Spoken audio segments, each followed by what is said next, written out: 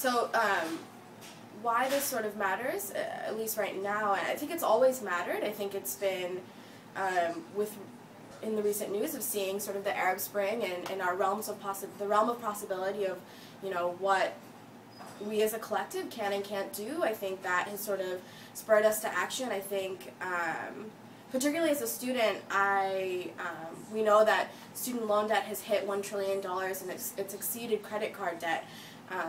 We know that there's a sense of urgency around this, like student loan debt's going to be the next big bubble, and I think as a student, I think the time to act is now. I think we can't continue on this path of putting the burden of the burden of the cost of education or of any of these sort of rights of healthcare, of housing, of all of these things on middle-class young folks like me. I think that for us, there's just a sense of urgency, and there always has been. But for now, we've seen that the realm of possibility has been widened, and for us, it sort of feels like we can take action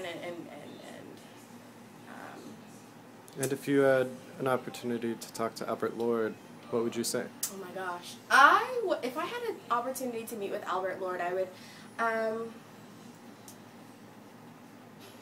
I would ask him how he could sleep at night. I think that he knows that, he should know that students like me are working our asses off, and yet we're still graduating with debt. We're working as hard as we can, and yet it's just not working. And I wonder how he feels good about himself when he goes home to his family, and college worked for him. Why can't it work for us? I think I would ask him these questions. I would just want to know how he could sleep at night. And what are you doing to confront the 1%? The way I'm confronting the 1% is by organizing with fellow students.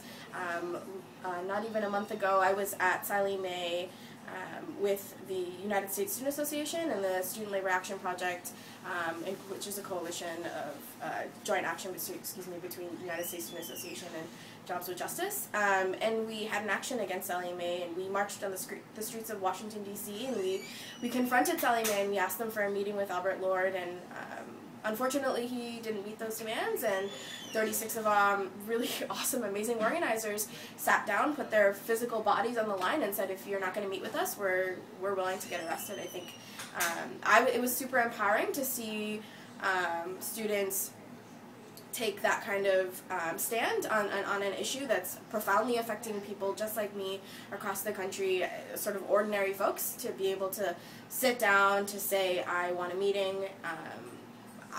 I want to continue to organize. I think students right now, we understand that this issue of student loan debt affects our personal bills, right? Like we all get our bills at the end of the month, and we recognize that, shit, this is really hard to pay. But I don't know if a lot of students recognize that this is sort of a crisis, that we're all collectively feeling this burden. And I think as an organizer, I want to bring together folks about this sort of story, this collective story of, we're all feeling this burden, we're all graduating with debt, and sort of bringing folks together and creating a movement of students to say, this isn't okay, and to take, reclaim our own, reclaim our debt, reclaim our lives, and say that this isn't okay, and that there are folks just like me who are experiencing this